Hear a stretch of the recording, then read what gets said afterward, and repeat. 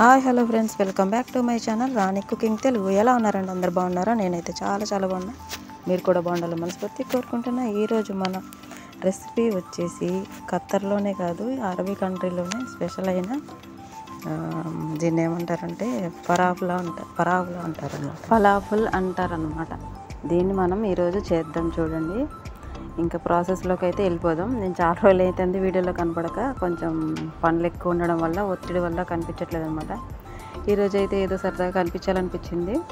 కూర్చుని అదైతే అవన్నీ చుట్టుకుంటున్నా ఒకరిదాన్ని.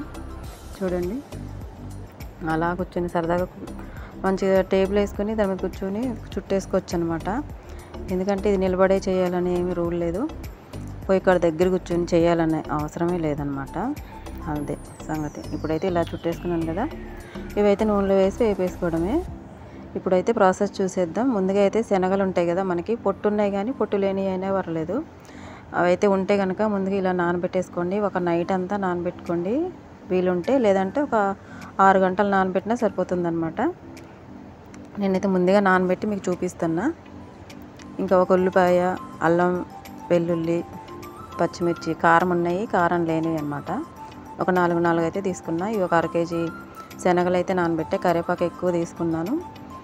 ఇంకా మిక్సీ అయితే మనకి రెడీగా ఉందన్నమాట. ఈ శనగలు అయితే ముందుగా కడిగేసి శుభ్రంగా అన్నీ కడిగేసి నీట్గా చేసి పెట్టుకున్నాను. ఇప్పుడైతే మొత్తం అంతా మిక్సీలో వేసేసుకొని మిక్సీ పట్టేసుకోవాలి. మరీ మెత్తగా పట్టుకోకూడదు, కొంచెం బరకగా ఉంచుకోవాలి. నాకైతే కొంచెం మెత్తగానే అయిపోయింది అని అనిపించింది అనమాట. ఇప్పుడు ఇవన్నీ ముక్కలు కట్ చేసుకొని మిక్సీలో వేసేసుకొని మెత్తగా మిక్సీ పట్టేసుకోవాలి. కరివేపాకు ఎక్కువ వేసుకోండి, బాగుంటుంది.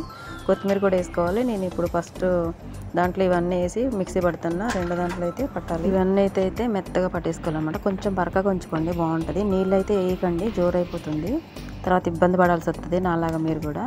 ఇప్పుడు చూడండి, మనకైతే పేస్ట్ అనేది రెడీ అయిపోయింది. కొత్తిమీర కూడా వేసి మిక్సీ పట్టేసా, చూపించాను కదా మిక్సీ.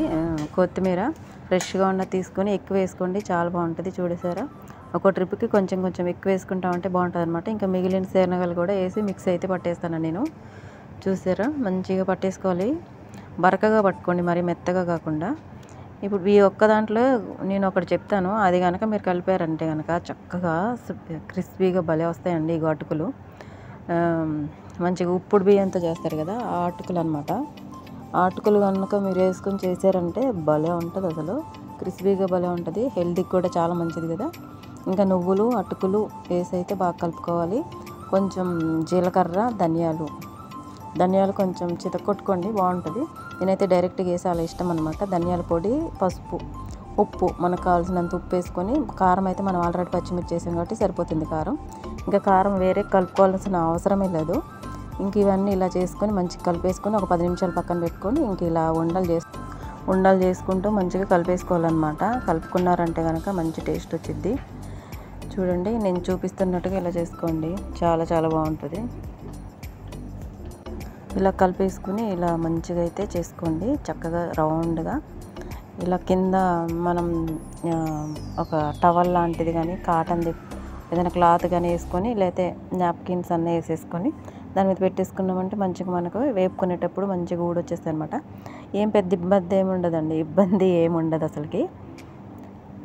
చూసారా, ఇలానే అన్నీ రెడీ చేసేసుకోవాలన్నమాట. ఇలాగా నేను 4-5 చేసి చూపిస్తున్నా, చూసేయండి. వీడియోలో చూపిస్తున్నట్టుగా చేశారంటే సింపుల్గా అయిపోతే మంచిగా స్నాక్స్కైనా, పొద్దున్నే బ్రేక్ఫాస్ట్కైనా కూడా చాలా బాగుంటాయి అనమాట. ఎవరైనా వచ్చినప్పుడు కూడా సరదాగా చేసేయండి, చాలా బాగుంటాయి. నచ్చితే కనుక ఒక లైక్ చేయండి, మన ఛానల్ సబ్స్క్రైబ్ చేయండి, ప్లీజ్ సపోర్ట్ చేయండి ఫ్రెండ్స్. ఇదిగో మొత్తం అన్నీ అయితే ఇలా చేసేసుకోవాలన్నమాట. ఇంకా నేను మొత్తం చూపించలేను కాబట్టి కొన్ని చూపిస్తున్నా, మీకు అర్థం కావాలి కాబట్టి. కొంతమందికి తెలియదు కదా, ఇలా ఉండల్లాగా కూడా వేపుకోవచ్చు అనమాట. కాకపోతే కొంతమందికి ఏంటంటే వేగదేమో లోపల అన్న భయం ఉంటుంది, కానీ సన్న మంట పెట్టి వేపుకోవాలి, అప్పుడే మనకి మంచిగా వేగుతాయి అనమాట. లేదంటే కనుక లోపల పచ్చిగా ఉంటుంది, పైనేమో ఉడికిపోతాయి, వేగిపోతాయి అనమాట. చూసుకోండి, అది కొంచెం గమనించుకొని చేసుకున్నారంటే సిమ్లో పెట్టే వేపుకోండి, అప్పుడే బాగా వస్తాయి అనమాట. చూసారా, ఇవాళ అన్నీ రెడీ చేసేసుకొని పొయ్యి మీద ఆయిల్ కూడా నేను పెట్టేసుకున్నా, వేడైపోయింది కూడా, టైం వేస్ట్ కాకుండా అనమాట. ఇప్పుడు ఈ వీడియో అనేది చాలా పెద్దది అయిపోయిందని నాకు అనిపించింది. చూసారా, ఒక్కొక్కటి మంచిగా మెల్లగా తీసుకొని వేసుకోవాలన్నమాట, కంగారు పడకుండా. ఫస్ట్ టైం చేస్తే కనుక కంగారు పడకుండా జాగ్రత్తగా చేయండి. వచ్చిన వాళ్ళకైతే ఇంకా అవసరమే లేదు కాబట్టి. నా వీడియో ఎంతమంది చూస్తారు? 10 మంది కూడా చూడరు. అందులో ఎవరైనా రాని వాళ్ళు ఉంటే ప్లీజ్ ట్రై చేస్తే కనుక సిమ్లో పెట్టి ట్రై చేయండి. వీడియో నచ్చితే ఒక లైక్ చేయండి, ఛానల్ సబ్స్క్రైబ్ చేసుకోండి. ప్లీజ్ ఫాలో అవ్వండి. వీడియోలో అయితే మంచి మంచి వంటలతో అయితే మీ ముందుకు వస్తాను. మీరు ఒక లైక్ చేసి వీడియోని పూర్తిగా చూస్తే నాకు కొంచెం సపోర్ట్లా ఉంటుంది, చేయడానికి ఎనర్జీ వస్తుంది అనమాట. ఇప్పుడు ఇలా కొంచెం వెడల్పుది కళాయి పెట్టుకున్నామంటే అన్నీ ఒకసారి వేపేసుకోవచ్చు అనమాట. వేగిన తర్వాత చూడండి ఎలా వచ్చాయో. లోపల భలే వచ్చింది, అసలు చాలా కమ్మగా వచ్చింది. చూడండి మొత్తం ఉడికిపోయింది లోపల, పైన బాగా వేగింది, లోపల బాగా ఉడికిపోయింది. అలా రావాలన్నమాట. ఈ కలర్లోకి వచ్చిన తర్వాత తీసేసుకోవాలి. నువ్వులన్నీ పైన చూడండి ఎలా తేలిపోయినాయో, భలే వచ్చినాయి, అందంగా కనబడ్డాయి అన్నమాట. ఇది నాకు లైటింగ్ తక్కువ ఉండడం వల్ల మంచి కలర్లో అయితే కనిపించలేదు. లైటింగ్ ఎక్కువ ఉంటే కనుక ఇంకా బాగా కనబడతాయి అన్నమాట. ఇలా మొత్తం అన్నీ తీసేసి డెకరేషన్ కూడా చేసుకోవచ్చు అన్నమాట. మీకు ఎలా కనిపించిందో చెప్పండి. మీరు ఎప్పుడైనా ట్రై చేశారో లేదో కూడా కామెంట్ చేయండి. నచ్చితే ఒక లైక్ చేయండి. ఇలా అయితే డెకరేషన్ చేసి నచ్చితే ఒక లైక్ చేయండి. మన ఛానల్ సబ్స్క్రైబ్ చేసుకోండి ప్లీజ్.